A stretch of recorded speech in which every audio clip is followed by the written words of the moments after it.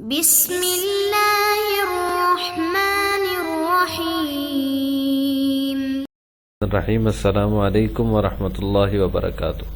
عزیز طلبہ، آج آثار السنن کا سبق نمبر 100 ہے، اور اس باب کے اندر ہم باب تأمین الامام یعنی امام کا آمین کہنا، نماز میں سورہ فاتحہ کے بعد امام آمین کہے گا یا نہیں، اس باب کے اندر اس طرح کی احادیث وارد ہوئی ہیں، اور آج ہم ان احادیث کو پڑھیں گے۔ اس باب کے تحت علامہ نووی رحمہ اللہ تعالیٰ نے 4 احادیث ذکر کی ہیں، جن میں یہ مسئلہ بیان ہوا ہے کہ آمین کہنے کا کیا حکم ہے، اور اسی طرح یہ بھی بیان ہوا ہے کہ امام کے لیے آمین کہنا یہ مستحب ہے یا نہیں۔ یہ 2 مسائل اس باب کے تحت فقہا نے بیان کیے ہیں، اور عام طور پر انہی 2 مسائل کو بیان کیا جاتا ہے۔ آج کے سبق میں ہم ان 2 مسئلوں کی تفصیل پڑھیں گے۔ باب تأمین الامام۔ عن ابی ہریرہ رضی اللہ تعالی عنہ ان رسول اللہ صلی اللہ علیہ وسلم قال اذا امن الامام فامنوا فانه من وافق تأمینه تأمین الملائکہ غفر له ما تقدم من ذنبه، رواہ الجماعہ۔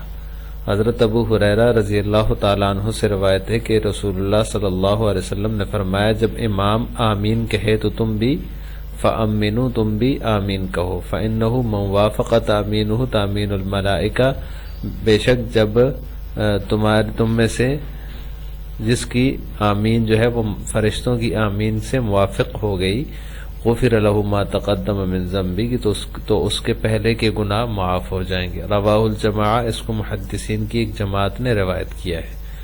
یہاں یہ بات ذہن نشین رکھنی چاہیے کہ غفر له ما تقدم من ذنبی کا تعلق صغائر سے ہے، کبائر سے نہیں، یعنی جو صغیرہ گناہ ہوتے ہیں وہ معاف ہوتے ہیں۔ اس طرح کی فضیلت کسی بھی معاملے میں آپ صلی اللہ علیہ وسلم نے بیان فرمائی، کئی اور جگہوں پر بھی دیگر معاملات کے بارے میں آپ صلی اللہ علیہ وسلم نے فرمایا غفر له ما تقدم من ذنبی، تو اس کا مطلب یہ ہے کہ صغیرہ گناہ معاف ہوں گے، کبیرہ کی معافی کے لیے توبہ شرط ہے۔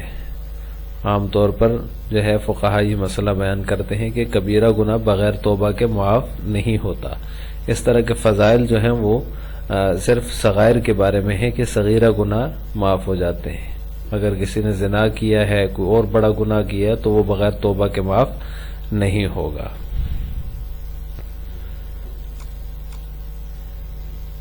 اس باب کے تحت جو پہلا مسئلہ فقہا بیان کرتے ہیں وہ ہے کہ آمین کا حکم کیا ہے، یعنی آمین کا جو کہنا ہے یہ اس کا حکم کیا ہے، اس کی حیثیت کیا ہے، یہ واجب ہے، مستحب ہے، سنت ہے، کیا ہے؟ تو جمہور علماء کے نزدیک، یعنی کہ جو فقہا اہل سنت کے فقہا اور علماء ہیں، جمہور کے نزدیک آمین کا جو کہنا ہے سورہ فاتحہ کے بعد یہ مستحب ہے۔ اور اہل ظاہر جو کہ ایک انتہا پسند فرقہ ہے اور اکثر فقہی مسائل میں ان کا اختلاف نقل ہوتا رہتا ہے، ان کے نزدیک سورہ فاتحہ کے بعد آمین کہنا واجب ہے۔ وہ ان احادیث سے استدلال کرتے ہیں جن میں آمین کا حکم بصیغہ امر ہے، یعنی اذا امن الامام فامنوا، جیسے کہ ابھی حدیث آپ کے سامنے گزری ہے، اس میں بھی فامنوا کا صیغہ جو ہے یہ امر کا صیغہ ہے۔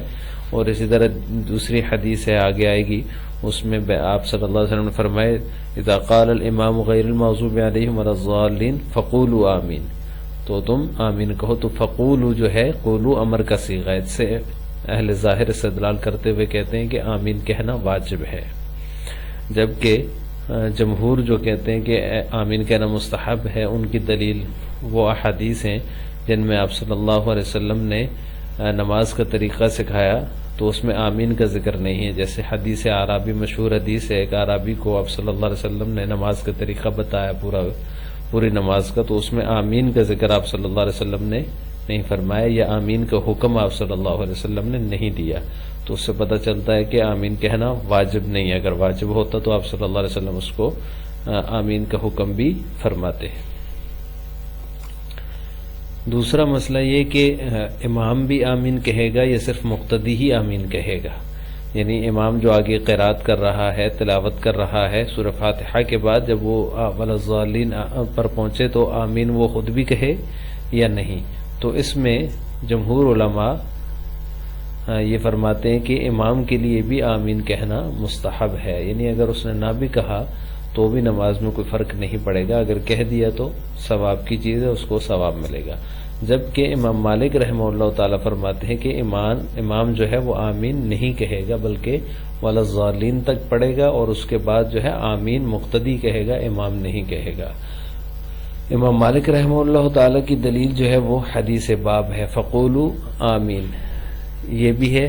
اور اسی طرح حدیث باب جو ابھی آپ کے سامنے گزری ہے، اذا امن الامام فامنوا، تو جب جو ہے یہ اس میں امر کا صیغہ ہے. اور اس طرح فقولوا آمین والی جو حدیث ہے، یہ حدیث ابو ہریرہ، یہ بھی اسی باب میں آگے آئے گی. اس کے اندر یہ ہے کہ اذا قال الامام غیر المغضوب علیہم ولا الضالین فقولوا آمین. تو امام مالک رحمہ اللہ تعالیٰ اس طرح استدلال کرتے ہیں کہ یہاں آپ صلی اللہ علیہ وسلم نے تقسیم فرما دی ہے، اور آمین کا جو حکم ہے وہ مقتدی کو ہے. مقتدی کا وظیفہ ہے آمین کہنا، امام کا نہیں ہے، کیونکہ آپ صلی اللہ علیہ وسلم فرمایا جب امام غیر المغضوب علیہم ولا الضالین کہے تو تم اس وقت آمین کہو، یعنی کہ مقتدی آمین کہے. تو یہاں پر وہ فرماتے ہیں امام مالک رحمہ اللہ، تو یہاں پر وظیفہ تقسیم ہے.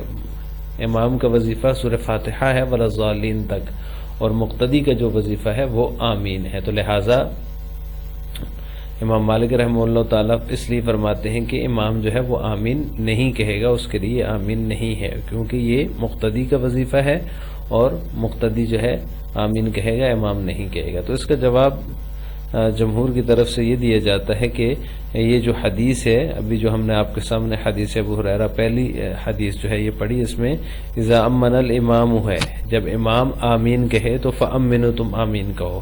یہ جو حدیث ہے یہ ناطق ہے، اور جو آپ حدیث پیش کر رہے ہیں اذا قال الامام غیر المغضوب علیہم ولا الضالین، تو وہ حدیث جو ہے وہ ساکت ہے، یعنی وہ اس حکم سے ساکت ہے کہ امام آمین کہے گا یا نہیں کہے گا. تو اس حدیث میں جو حدیث باب ہے اذا امن الامام فامنوا، تو اس میں واضح ذکر ہے، آپ صلی اللہ علیہ وسلم فرمایا، اس لیے یہ ناطق ہے، یعنی امام جب آمین کہے تو تم آمین کہو. تو یہ حدیث ناطق جو ہے وہ حدیث ساقط پر راجح ہوگی، اور حدیث ناطق کو ترجیح حاصل ہوگی حدیث ساقط پر، جس کے اندر اس کا حکم بیان نہیں ہوا. اس حکم سے وہ حدیث جو ہے غیر المغضوب علیہم ولا الضالین فقولوا آمین والی جو ہے وہ خاموش ہے. آج کے سبق کا خلاصہ یہ ہوا کہ ہم نے باب تأمین الامام کی پہلی حدیث کا ترجمہ، تشریح اور 2 فقہی مسئلوں کی تفصیل پڑھی ہے.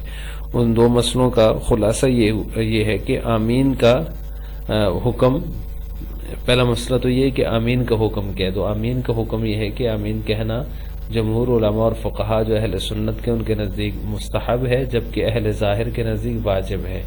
اہل ظاہر جو ہے وہ ان احادیث سے استدلال کرتے ہیں جس میں آمین کے لیے صیغہ امر کا استعمال ہوا ہے کہ آمین تم کہو، اس وجہ سے وہ اس کے وجوب کے قائل ہیں. جبکہ جو آپ صلی اللہ علیہ وسلم کی تعلیم والی احادیث ہیں جن کے اندر آپ صلی اللہ علیہ وسلم نے صحابہ کو تعلیم دی، ان میں آپ صلی اللہ علیہ وسلم نے آمین کا حکم نہیں دیا. تو وہ احادیث جو ہیں وہ جمہور کی فقہا اور جمہور اہل سنت کی دلیل ہیں. اور دوسرا مسئلہ یہ بیان ہوا کہ آمین یہ صرف مقتدی کہے گا یا امام بھی کہے گا. تو جمہور علماء کے نزدیک، ائمہ ثلاثہ کے نزدیک امام جو ہے وہ اس بھی اگر آمین کہے تو اس کے لیے مستحب ہے، جبکہ امام مالک رحمہ اللہ تعالیٰ کے ہاں آمین جو ہے وہ صرف مقتدی کہے گا، کیونکہ حدیث کے اندر آپ صلی اللہ علیہ وسلم نے امام اور مقتدی کا وظیفہ الگ الگ بیان کر دیا ہے.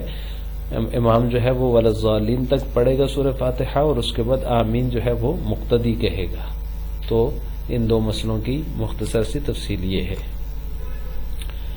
آخر میں آپ سے سوال ہے. پہلا سوال یہ کہ آمین کہنا واجب ہے یا مستحب؟ اس کا جواب آپ نے کمنٹ باکس میں دینا ہے. نمبر 2، آمین کہنے کا حکم امام کے لیے بھی ہے یا صرف مقتدی کے لیے ہے؟ اس کا جواب بھی آپ نے کمنٹ باکس میں دینا ہے. السلام علیکم ورحمۃ اللہ وبرکاتہ.